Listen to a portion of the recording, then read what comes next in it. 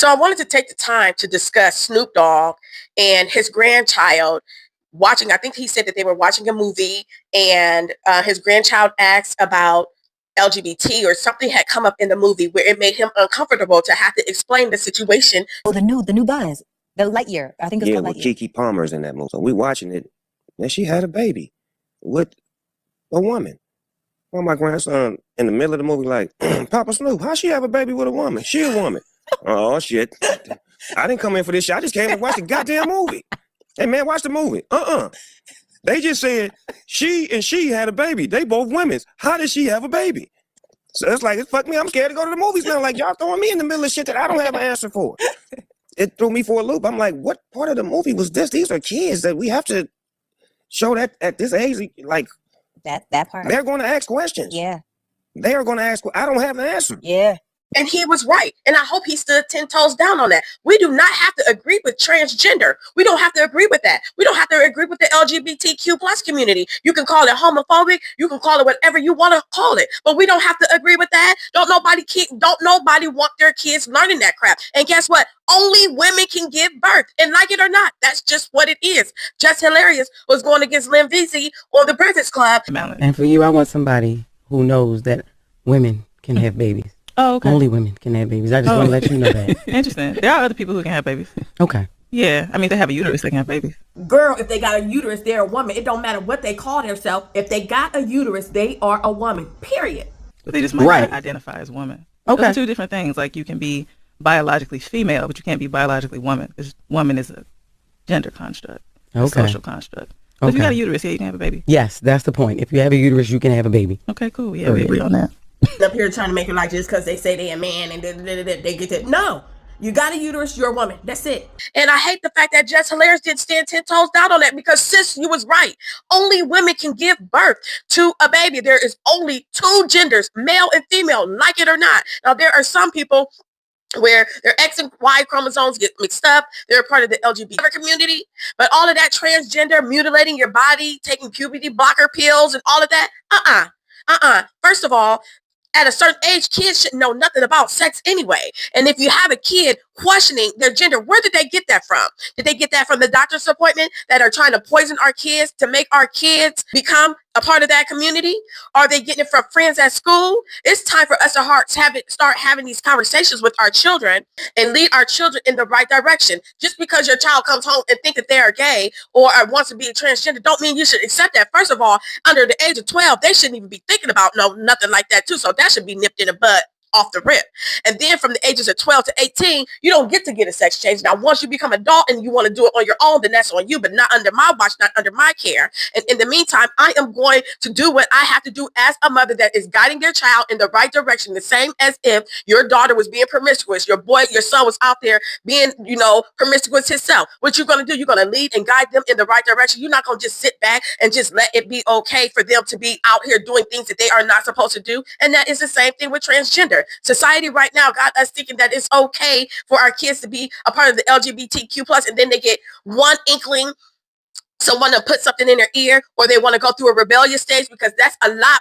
That is exactly what a lot of these kids are doing. They're going through rebellious stages, and that's how they do it. Then they mutilate their body, and now they're sorry. I want to share with you guys this video about a person who was a transgender and is so sorry that they are crying in tears that they got this surgery. My name is Claire, and I'm a detransitioner. A week after I turned 14 years old, I was put on testosterone by Dr. May Lau at Cook Children's Hospital in Dallas, Texas. 6 months later, Dr. Alan Doolin with the American Institute for Plastic Surgery in Plano performed a double mastectomy on me. I was too young to get a tattoo. I was too young to drive. I hadn't even learned algebra in high school yet.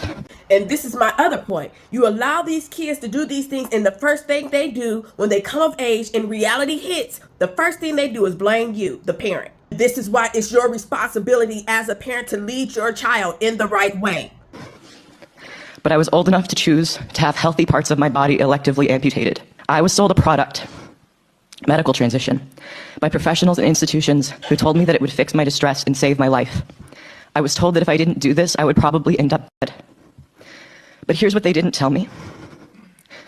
They didn't tell me that taking cross-sex hormones and undergoing major surgery at 14 years old could leave me with pelvic floor dysfunction and urinary incontinence, problems I have to manage now as a young adult. I'm only 20 years old. They didn't tell me that these complications are common enough to be known risks, and yet they were hidden from me at an age where I didn't even understand what these terms meant, let alone the impact they would have on my daily life. And it doesn't stop there. When I tried to warn others by leaving honest reviews on my surgeon's websites, describing my regret, the complications, the lack of real informed consent, my reviews were deleted. Think about that. A surgeon permanently altered my healthy body when I was a middle school student, and then erased my negative feedback to protect his reputation. If that doesn't sound like fraud, I don't know what does. In any other context, selling a medical product in this way, with half-truths and hidden side effects, would be considered fraud. If a pharmaceutical company pushed a drug on children without disclosing the lifelong damage it can cause, they would be sued out of existence. If a cosmetic surgeon buried evidence of complications, they would be shut down. But when it comes to gender medicine, it's not just allowed, it's celebrated. And anyone who asks questions is called hateful. Every week, I hear from more young men and women like me, people who were convinced as kids or as teenagers that the only way to survive was to become a lifelong medical patient. We now live with the irreversible consequences, the scars, the side effects, the pain, and the grief. And we watch helplessly as the same professionals and clinics keep selling the same product to the next generation of vulnerable kids while silencing those of us who speak out. And this is what I'm saying. This is why we have to teach our kids and train a child in the way that they should grow. Just because your child comes home saying that they're gay or lesbian, first, let's have this talk. Where did you get that idea from? And then check the person who told your kid that. And then you guide your child in the right direction. You don't have to just accept that. And so what? Forget cancel culture. Period. Like, we don't have to accept it. That don't have to be forced upon us. And I got people in my family that I love that's part of the LGBT community. And they are the ones who told me about the kids and to stand 10 toes down on that. So that's what I'm doing. They know that it's not right.